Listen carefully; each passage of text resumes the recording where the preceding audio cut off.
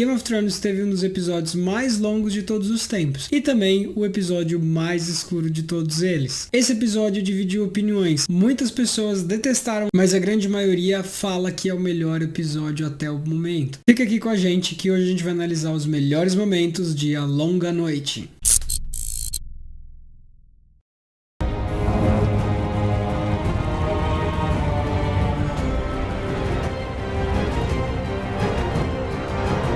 Se você não quer ver os spoilers do episódio 3, salva esse vídeo, vem assistir mais tarde, porque agora nós vamos começar a falar com alguns spoilers. Em 10º lugar, a gente tem, claro, ele, o lobo favorito de todo mundo, Ghost, ou Fantasma em português. Depois de algumas temporadas sem grandes cenas com esse lobo, é interessante a gente ver que o Fantasma tá de volta e tá pronto pra batalha. Agora, a grande pergunta é, ele sobreviveu? A gente não tem nenhuma confirmação de que ele tenha morrido, a gente não vê ele em nenhuma cena que ele está de fato morto, então não custa nada a gente manter as esperanças um pouco altas de que ele vai voltar. Em 9º lugar, a gente precisa falar de Melisandre, a Mulher Vermelha, ela que veio para esse episódio com 2 grandes objetivos. Um, que é esclarecer a profecia que ela fez para a própria Arya anos atrás, e 2, facilitar a vida do telespectador, aumentando a nitidez do campo de batalha.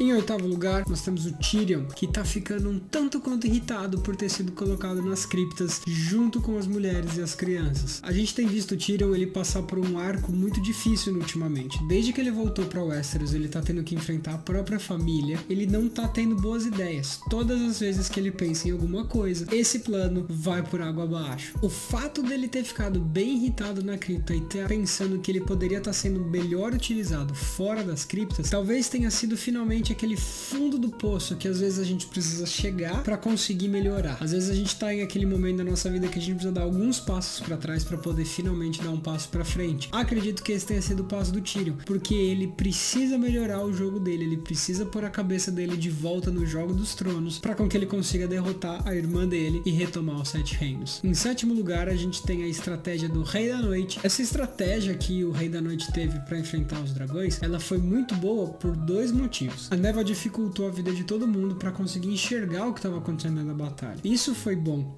pro Rei da Noite, mas foi ruim pra gente que estava assistindo, porque a névoa deixou tudo muito embaçado. Então teve vários momentos que você falava assim, meu Deus, eles estão atacando o fulano. Ah não, não é o fulano. Vão matar o fulano. Não, não é o fulano.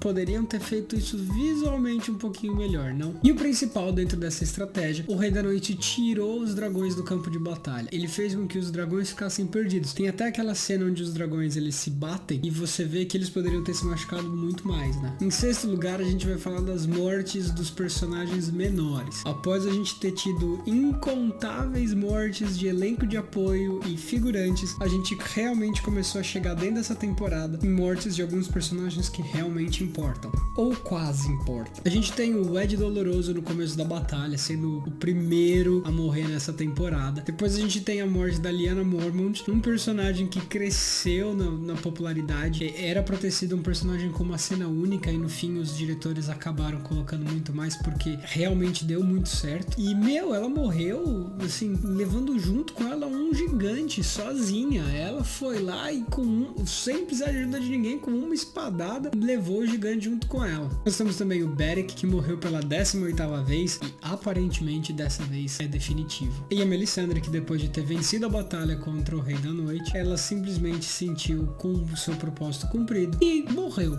O que aconteceu, eu acho que ninguém vai explicar. Em 5º lugar, nós temos a Batalha dos Dragões. Foi uma batalha muito bonita. As cores utilizadas, os momentos, a tensão que existiam naquelas cenas foram excepcionais. A gente vê uma batalha com 3 dragões voando acima da névoa, com aquele fundo azul, aquela noite azul maravilhosa, e eles estão se atacando e a gente conseguia saber muito bem quem que era cada um dos dragões. Claro, o fato do Viserion estar cuspindo fogo azul ajudou muito na hora de distinguir, mas ao mesmo tempo a gente conseguia saber que quem era o Drogon e quem era o Rhaegon, deixando a cena muito bacana, muito cheia de vida. Em quarto lugar, nós temos o Viserion com metade do rosto destruído caindo no campo de batalha.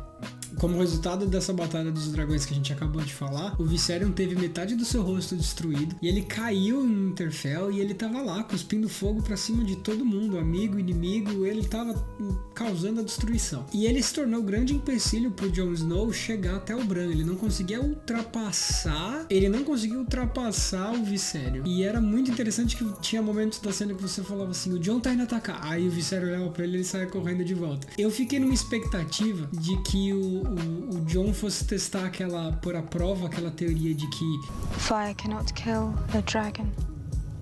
Em terceiro lugar, a gente precisa falar do Rei da Noite. Uma das cenas que me fez prender a respiração enquanto eu tava assistindo foi a cena que a Dany falou o famoso Dracarys e cuspiu fogo em cima do Rei da Noite, e aí veio até aquela musiquinha de vitória. E aí você espera coisa de 1 ou 2 segundos e ele tá vivo. Ele não foi queimado. Muitas pessoas estavam vindo com uma teoria falando assim, quer dizer que o Rei da Noite é um Targaryen e tal, não sei o que. Não, não é. Os Targaryens vieram muito depois na história. O Rei da Noite, quando ele era um humano, ele era um dos primeiros homens, então ele precede a chegada dos Targaryens há muito tempo, então não, ele não é, mas é um ser mágico, é um ser que tem algumas habilidades que pessoas comuns não teriam. Logo depois dele não ter sido queimado, ele consegue assustar a Dany e o Drogon com a lança que ele atira neles, e aí ele olha pro Jon, dá aquele sorriso e ele começa a levantar todos os mortos de volta. Essa hora que aquele sorriso que você fez, a respiração que você prendeu porque você achou que ele seria queimado, não só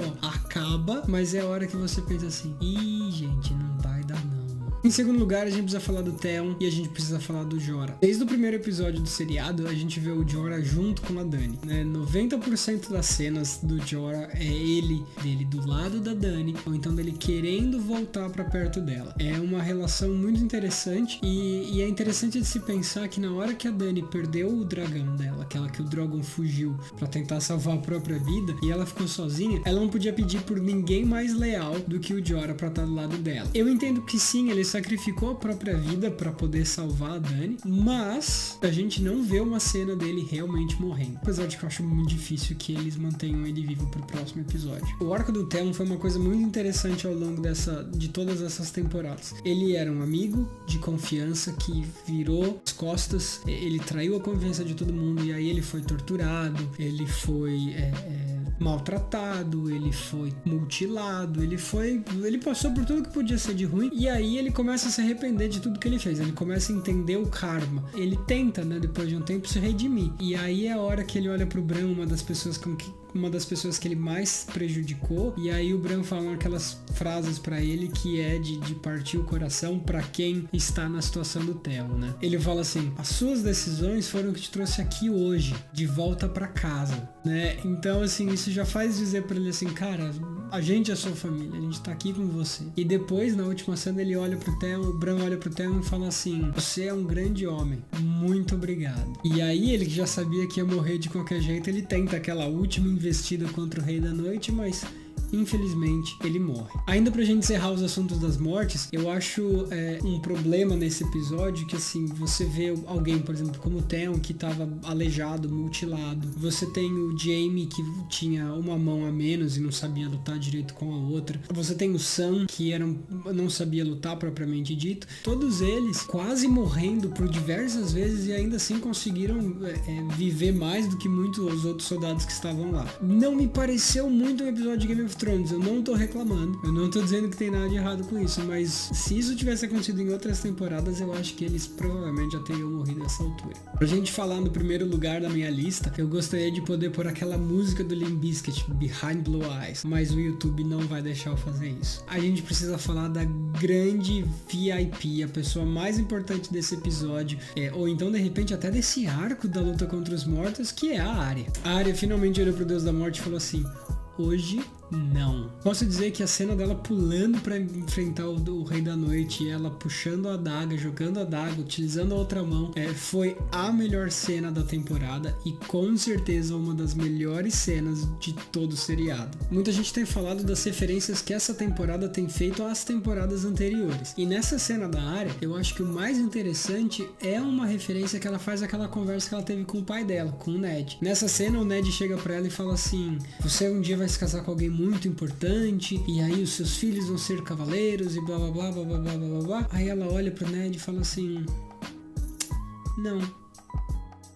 essa aí não sou eu não. E aí ela pega as coisas dela, vira pra trás e volta a continuar o treinamento dela, né, que na época era pra ser uma dançarina da água, e o Ned fica com aquela cara de assim: oi?